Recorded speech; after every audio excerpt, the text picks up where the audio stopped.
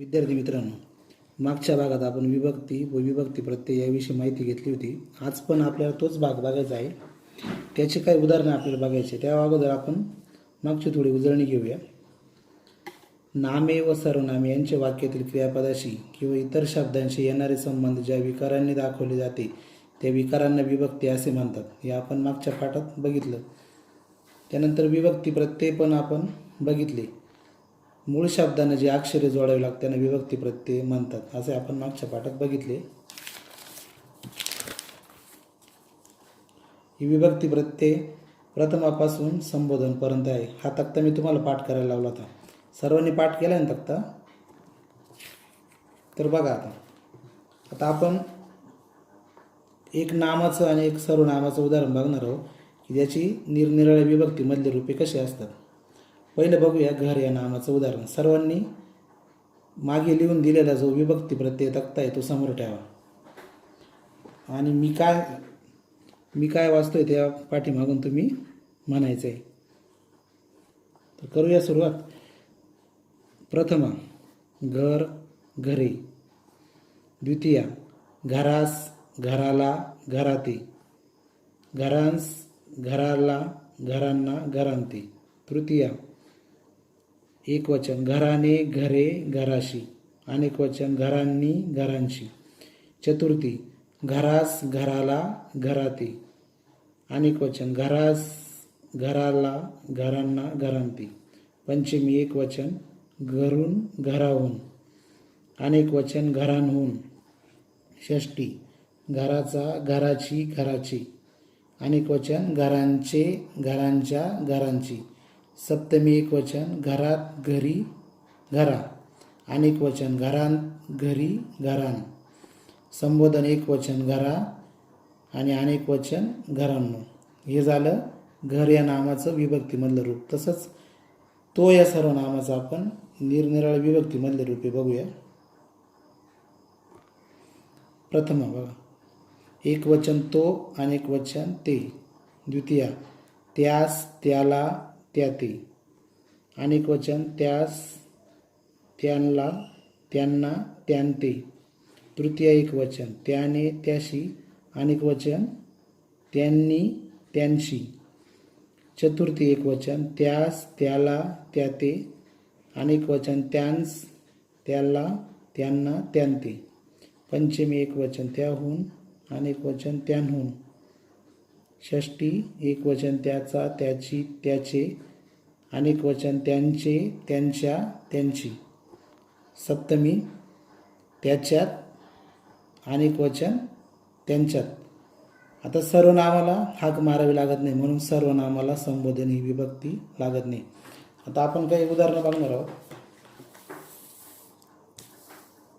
त्याच्या अगोदर उजळणी म्हणून विभक्ती प्रत्यय तक्ता आपण परत एकदा म्हणून घेऊया. माझ्या पाठीमागून म्हणा सर्वांनी. समोर विभक्ती प्रत्यय तक्ता सर्वांनी ठेवायचा आहे. प्रथमा एकवचन प्रत्यय नाही. द्वितीया एकवचन सला ते सला नाते. तृतीया ने येशी, अनेकवचन नी ही ईशी. चतुर्थी एकवचन सला ते, अनेकवचन सहला नाते. पंचमी एकवचन ऊनहून, अनेकवचन ऊनहून. षष्टी एकवचन चाची चे, अनेकवचन चे च्याची. सप्तमी एकवचन त या, अनेकवचन त या. संबोधन एकवचनी प्रत्यय अनेकवचनी नो. आता खाली काही उदाहरण आहे त्याच्यामधले आपल्याला दिलेल्या शब्दांची विभक्ती लिहायची. तर पहिला शब्द आहे वाघ. वाघ या शब्दाला प्रत्यय आहे का? नाही. म्हणून कोणती विभक्ती येईल? प्रत्यय नसणारी विभक्ती आहे प्रथमा. इथं लिहून घ्यायचं प्रथमा. त्यानंतर दुसरा शब्द आहे फुले. बघा आता अनेकवचनी जे प्रत्यय येतं ते प्रथमामध्ये येतं. जसं मागच्या उदाहरण बघितलं घर घरे, प्रथम अनेकवचन घरे. तसं फूल फुले, मग प्रथम अनेकवचन येईल, याची विभक्ती येईल प्रथमा. फुले प्रथमा विभक्ती. त्यानंतर शब्द आहे नोकराला. अगोदर याच्यामधला आपण प्रत्यय ओळखून घेऊ. कोणता प्रत्यय आला इथं नोकराला मध्ये ला प्रत्यय आलेला आहे. मग ला प्रत्यय कोणत्या विभक्तीमध्ये येतात त्यात बघा, द्वितीयामध्ये आणि चतुर्थीमध्ये. मग इथं लिहूया द्वितीया किंवा चतुर्थी विभक्ती. त्यानंतर त्यास हा शब्द आलाय. आत्ताच पाठीमागे आपण तो या सर्वनामाचं रूप बघितलं, त्याच्यामध्ये त्यास हा शब्द आला होता. बघा बरं त्यास कशामध्ये येतात त्यात. स प्रत्यय कुठे, द्वितीयामध्ये पण आणि चतुर्थीमध्ये पण. याची पण विभक्ती तीच येईल, द्वितीया किंवा चतुर्थी.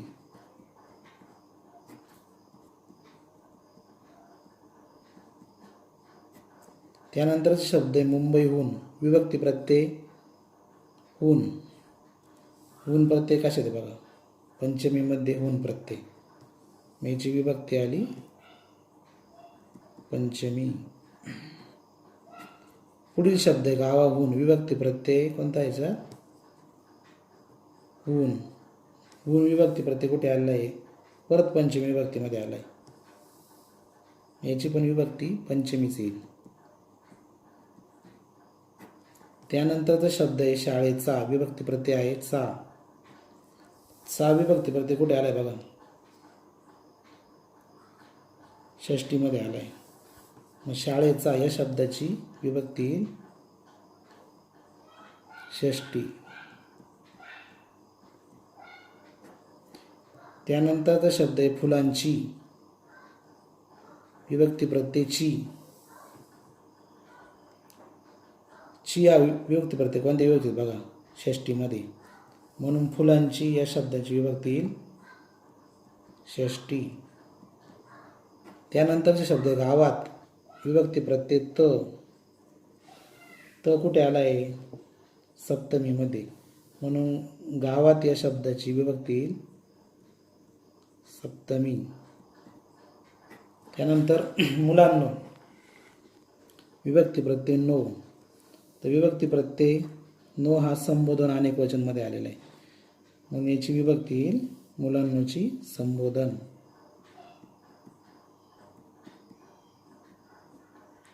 त्यानंतर सर्वनाम आलंय माझा. तर माझा या शब्दामध्ये मूळ शब्द मी आहे आणि प्रत्यय चा. चा प्रत्यय कुठे आलेला आहे, षष्टीमध्ये. याची विभक्ती येईल षष्टी. आणि शेवटचा शब्द आहे चिंचेचे. विभक्ती प्रत्यय चे. चे कुठे आलाय बघा, षष्टीमध्ये. म्हणून चिंचेचे या शब्दाची विभक्ती येईल षष्टी. अजून काही उदाहरण बघूया.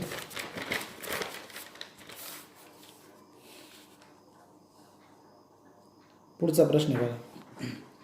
आता काही वाक्य पण तुम्हाला दिले जातील, त्यातली विभक्ती प्रत्यय तुम्हाला ओळखण्यास सांगितले जाईल. प्रश्न काय बघा, खालील वाक्यातील अधोरेखित शब्दांच्या विभक्ती लिहा. तर अधोरेखित म्हणजे काय, ज्याच्या खाली रेष मारली ते शब्द, त्याला इंग्लिशमध्ये अंडरलाईन म्हणतात.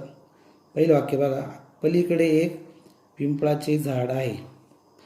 त्याच्यामध्ये अधोरेखित केलेला शब्द आहे पिंपळाचे. तर चे प्रत्यय कशात आलेला आहे सांगा बरं. चे प्रत्यय षष्टीमध्ये आलेला आहे. म्हणून पिंपळाचे याची विभक्ती येईल षष्टी. त्यानंतर झाड, याला विभक्ती प्रत्यय दिसतोय का तुम्हाला, नाही. ज्याच्यात विभक्ती प्रत्यय नाही अशी विभक्ती कोणती आहे, प्रथमा.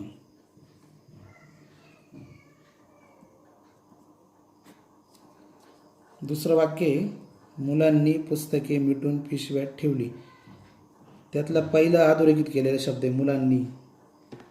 तर नी प्रत्यय कशात आहे बघा, तृतीया विभक्तीमध्ये. म्हणून मुलांनीची विभक्ती येईल तृतीया. त्यानंतर पुस्तके. तर पुस्तके ही प्रथम विभक्ती येते. अनेक वचन होतं पुस्तकचं, प्रथम विभक्ती. जसं घर घर आहे त्याप्रमाणे. त्यानंतरचा शब्द आहे पिशव्यांत. विभक्ती प्रत्यय आला याच्यात त. तर त कशात आलाय बघा? सप्तमी. म्हणून पिशव्याची विभक्ती येईल सप्तमी. त्यानंतर तिसरं वाक्य आहे म्हशीची शिंगे म्हशीला जड होत नाहीत. अधोरेखित शब्द म्हशीला. तर ला प्रत्यय द्वितीयामध्ये पण आहे चतुर्थीमध्ये पण आहे. मी इथं लिहायचं द्वितीया किंवा चतुर्थी. त्यानंतर चौथं वाक्य आहे महाबळेश्वर साताऱ्याहून जवळ आहे. तर साताऱ्याहून अधोरेखित शब्द आहे. विभक्ती प्रत्यय हून. हून प्रत्यय आपल्याला माहिती पंचमीमध्ये म्हणून विभक्ती पंचमी.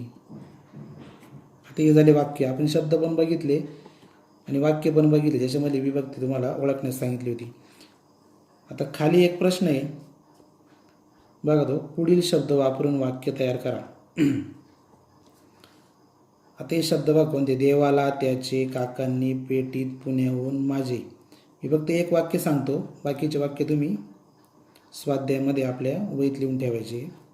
देवाला उदाहरणार्थ बघा, देवाला फुले आवडतात. किंवा तुम्ही दुसरं पण लिहू शकता तुमच्या मनाने वाक्य. या पद्धतीने दिलेल्या शब्दांचा तुम्ही वाक्य तयार करायचं आहे. प्रत्येक मुलांनी वेगवेगळे वाक्य तयार करायचे आणि वहीमध्ये लिहायचे. अशा प्रकारे आज आपण विभक्ती व विभक्ती प्रत्यय हा भाग शिकलो. सर्वांनी विभक्ती प्रत्यय तक्ता पाठ करून ठेवा. यावर मी तुम्हाला व्हॉट्सअप ग्रुपवरती काही स्वाध्यायाचे प्रश्न पण पाठवणार आहेत. ते प्रश्न आपल्या व्याकरणाच्या वहीमध्ये लिहायचे. अशा प्रकारे आज विभक्ती व विभक्ती प्रत्यय हा व्याकरणाचा घटक आपण संपवला. धन्यवाद.